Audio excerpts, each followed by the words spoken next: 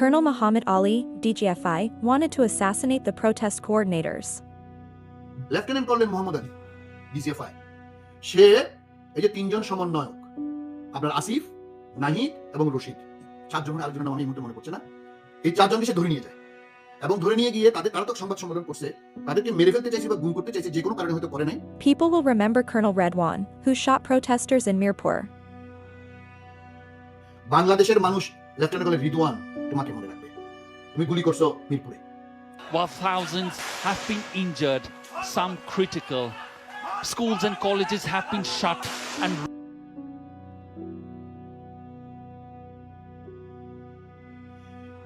Brigadier Zakaria তোমাকে মনে রাখবে, হ্যাঁ খুব সম্ভবত আমিনুল হক, কারণ তার ভাই তো ওই জাহাঙ্গীরনগরের ওই যে ছাত্রলীগের গুন্ডা ছিল, ওর ভাই, ও তো এখন এমপি। ও আচ্ছা, এনামুল হক শামীমের ভাইয়ের কথা আপনি বলছেন? হ্যাঁ হ্যাঁ হ্যাঁ, তাহলে হক, হ্যাঁ আমিনুল হক। আমিনুল হকই হবে। The army has allowed 2 rigged elections. We're stupid for having faith in them. তো দুটি নির্বাচনে সেনাবাহিনী চোখের সামনে একটা অনৈতিক কাজ সমর্থন দিয়ে গেল।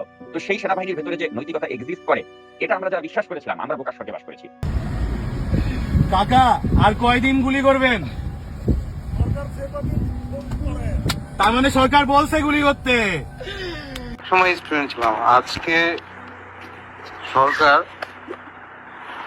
আমাকে এমুনেশন তুলে দিয়েছে, মানে আমি একজন স্টুডেন্ট হয়ে আর একজন ভাই স্টুডেন্টের বুকে গুলি চালানোর জন্য সরকার আজকে আদেশ দিচ্ছে আমাদের সেনাবাহিনীকে। আমি দেখাতে চাচ্ছি যে এরকম একটা বুলেট কিভাবে পারলো সরকার, যে আমাদের ভাই যারা স্টুডেন্ট তাদের বুকে গুলি করার জন্য।